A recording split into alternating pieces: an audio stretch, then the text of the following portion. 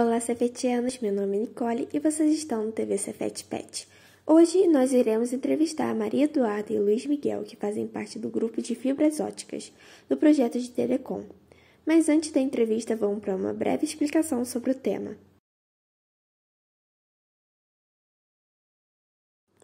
As fibras óticas são filamentos flexíveis de materiais transparentes, como fibras de vidro ou plástico, usadas para se propagar a luz.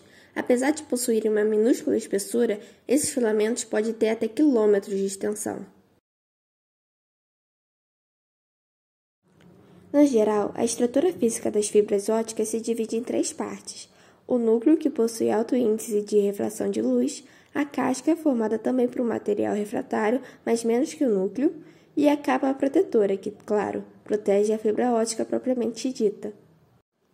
Ah, e uma outra coisa muito interessante: uma mesma fibra ótica pode propagar mais de um comprimento de onda ou cor em seu interior, o que é muito conveniente ao pensarmos na utilidade dessa estrutura.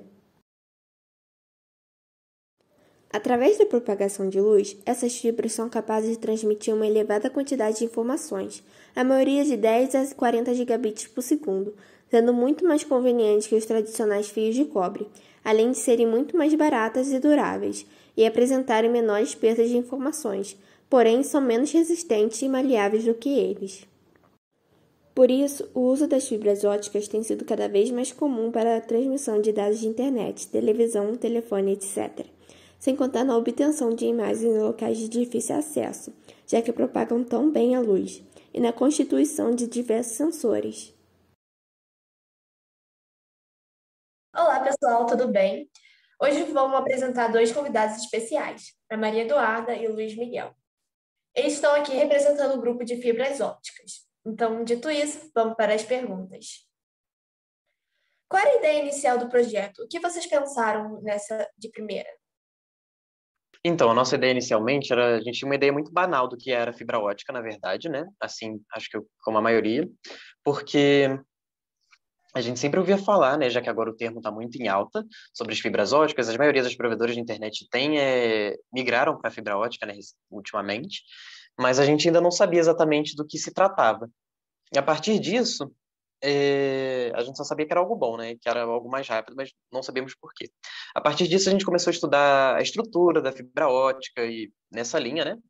E a gente acabou descobrindo que a fibra ótica era vou fazer uma explicação bem informal, mas ela é um filamento de vidro que fica dentro de cabos. E dentro desses filamentos de vidro, há o feixe de luz inserido, né? E nesses feixes de luz, a luz, a partir da reflexão total, ela bate numa aresta, ela volta para outra e ela vai fazendo isso. Ela vai batendo numa aresta e vai sempre voltando. Reflexo mesmo, né? Bate e volta, bate e volta. E assim a informação ela é transmitida de uma forma bem mais rápida, né? A partir desses feixes de luz, dentro desses cabos de vidro. Depois que a gente descobriu isso, né? Para a gente ter uma formação bem fundamentada, a gente quis começar estudando as propriedades da luz, né? Antes de partir para qualquer tema ligado de forma prática à fibra ótica. Então, a gente estudou, por exemplo, a lei de Snell, a lei de Descartes. A lei de Snell e Descartes, na verdade, ela é a mesma, né? Só que eles praticamente tiveram o mesmo desenvolvimento do estudo em épocas diferentes. Então, foi atribuído o nome aos dois. Lei de Snell, lei de Descartes, lei de Fresnel ou Fresnel, não sei exatamente.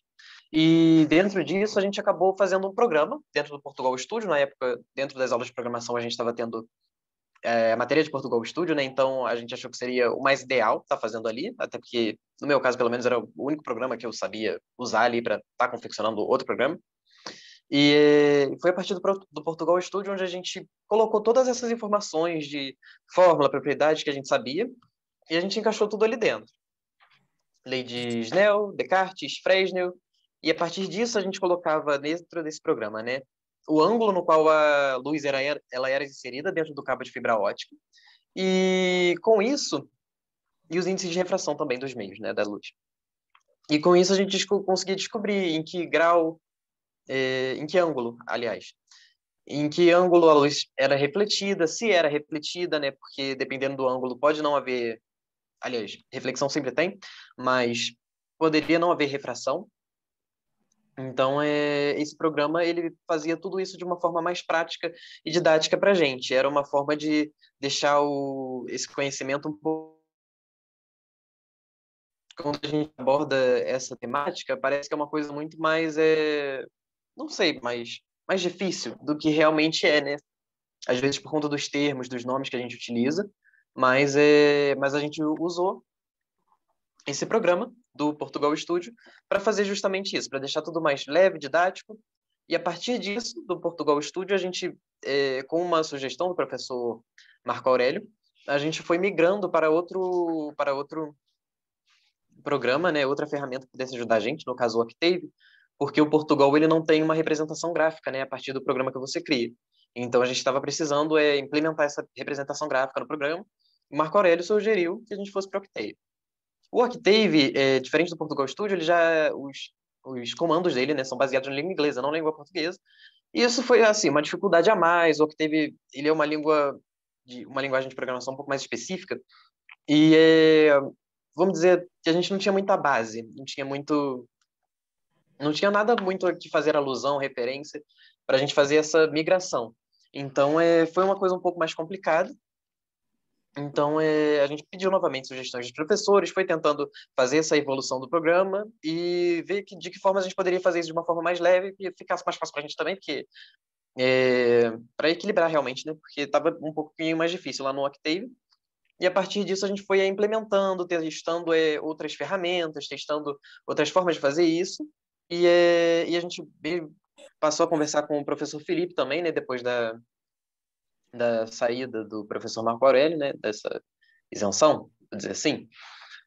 E é o que a gente tem feito, né? Tentando evoluir esse programa, a gente foi buscando outras ferramentas e talvez sobre as ferramentas a Duda possa falar um pouco melhor agora. Eu acho isso muito legal, sinceramente, mas quando eu pensava em fibras óticas, eu pensava, tipo, é um cabo que ele não é necessariamente preciso da antena, sei lá, eu pensava, tipo, da internet mais rápida, sabe? Eu só pensava nisso. Tanto que, tipo, aqui em casa eu tenho fibra ótica e eu, tipo, pra mim era, tipo, tanto faz, sabe? Mas eu achei muito legal a sua explicação. Vamos para a próxima pergunta. Qual é o tema que estão abordando atualmente? Por que escolheram ele? Então, oi, gente. O tema que a gente está abordando agora, como o Luiz Miguel falou, a gente não se deu muito bem com a ferramenta no Octave, porque era muito complicado, muito complexo. E aí nós fomos em alguns atendimentos com o professor Felipe, e lá a gente aprendeu outras coisas, outras propriedades da fibra. A gente começou a estudar sobre a fibra ótica. E o que acontece? Agora, o nosso projeto é sobre a potência de transmissão e a de recepção da fibra. Nós fizemos um programa em C, que a gente logo pretende adaptar para Python e fazer um design gráfico para ele, mas nós fizemos um programa em C que ele calcula a potência da transmissão da fibra e a potência de recepção, porque a fibra ela pode sair em 50 dBm e chegar em muito menos que isso, porque muitos fatores ocorrem nesse meio de tempo enquanto ela está lá se refletindo, para que ela perca sua potência. Um desses fatores é a quantidade de conectores que ela vai ter, o tamanho da fibra e a quantidade de emendas também que ela vai ter. Cada um desses fatores faz ela perder alguns dBms da sua função. E nós criamos esse programa para calcular todas as perdas que a fibra pode ter em relação ao que ela tinha quando ela foi transmitida. E esse está sendo o nosso projeto de agora. A gente está gostando bastante de trabalhar com isso. Realmente está uma forma muito didática de aprender. E é isso. Achei muito interessante, ainda mais que a gente está trabalhando com um programa em C e tal, agora na aula de programação, né? Então, vou para a próxima pergunta, que é a última. O que estão planejando para o futuro? Algum projeto físico? Pode nos dar uma ideia mais específica? A gente saiu um pouco dessa parte mais teórica, dá para dizer assim, sobre os fundamentos da fibra ótica e tal, e luz, e etc. Toda essa parte aí, a gente saiu um pouco mais disso porque o professor Felipe, né, ele recomendou que a gente tentasse estudar um pouco mais a abordagem mais prática da fibra ótica, de que forma os alunos talvez pudessem colocar alguma coisa em prática no dia a dia, ou mesmo observar alguma coisa que acontece mais comumente do que os fundamentos, que é uma parte muito interessante dos Neo, Descartes e Companhia Limitada, mas ainda assim acaba dando essa falta, né? Fica um buraco, porque a gente deixou essa parte prática um pouco mais de lado e agora, a partir dessa sugestão do professor Felipe, a gente está tentando trazer isso um pouco mais de volta. Então, é possível que talvez, numa abordagem futura, nem sei se dá tempo, mas é possível ainda que a gente acabe emendando, né, essas partes, essas abordagens mais sobre os fundamentos, etc. Mas isso não é a nossa prioridade, não é o nosso foco no momento. O foco é mais estudar essas partes que ele vem sugerindo para a gente, né? Então, por exemplo, como a Duda estava falando, os efeitos aos quais a fibra ótica sofre, dependendo do meio, das condições nas quais ela se encontra, isso é o nosso foco, né? Agora, porque é uma coisa com a qual os alunos vão poder ter uma melhor compreensão, né? Vendo aquilo acontecer eventualmente, é claro, né? Porque acho que não é sempre que a gente pode, mas eventualmente os alunos vão poder ver de forma mais prática no dia a dia deles, encontrar situações desse tipo. E essa está sendo a nossa abordagem, trazer uma abordagem mais prática, saindo um pouco dessa área dos fundamentos e continuando com essa ideia essa via dupla, né, da programação e da fibra ótica. A gente vem evoluindo o programa, trazendo essas novas informações, novas formas de explicar realmente o que é a fibra ótica. Complementando um pouco o que o Luiz Miguel falou, um dos nossos projetos futuros, num futuro bem próximo mesmo, a gente quer habilitar o nosso programa, transferir ele para o Python e fazer um design gráfico para ele.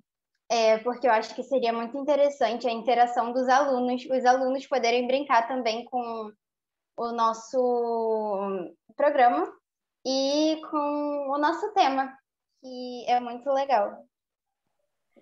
Achei muito legal o que vocês falaram hoje. E então, acabamos por aqui. Essas foram as perguntas, tá? Muito obrigada pela participação e boa sorte no grupo de vocês. Até a próxima, cefetianos. Obrigada!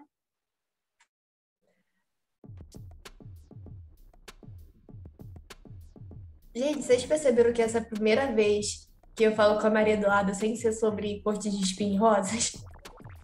Ok, vou começar. Olá, Maria Eduarda. Olá. Eu esqueci o nome dele. Desculpa. Nossa! É porque eu não tô acostumada a falar com você, meu filho. Não era pra ser assim, era? Não, não é. Então, a nossa ideia inicial Então, a nossa ideia inicialmente a gente tinha uma ideia muito banal do que era fibra ótica, na verdade, né? O Leone bota, sei lá, erro de gravação. Nossa, eu tô com dor na coluna.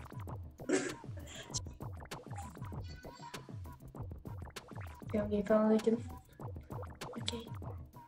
Ok. Não, assim tá. Beijo.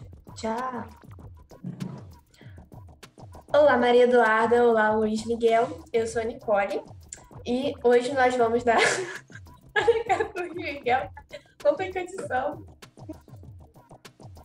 Ai, faz assim, né? Não, assim tá feio. Vou deixar normal mesmo. Não, tá feio também. Pronto, acho que agora ficou bom. Tá bom. Tá bom? Tá bom, tá bom. Olá, Maria Eduarda. Olá, Luiz Miguel. Tudo bem com vocês? Eu sou a Nicole e hoje eu vou dar continuidade. Eu vou, falar olhando pra câmera. Olhando pra câmera fica legal. Qual era a ideia inicial do projeto? O que pensaram de primeira?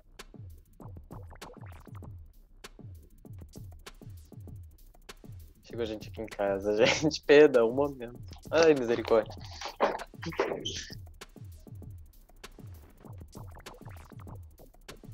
Quando não sou eu errando. Qual era a ideia inicial do projeto? O que vocês pensaram de primeira? Eu errei, mas responde aí, porque depois a gente vai fazer de novo. Responde aí.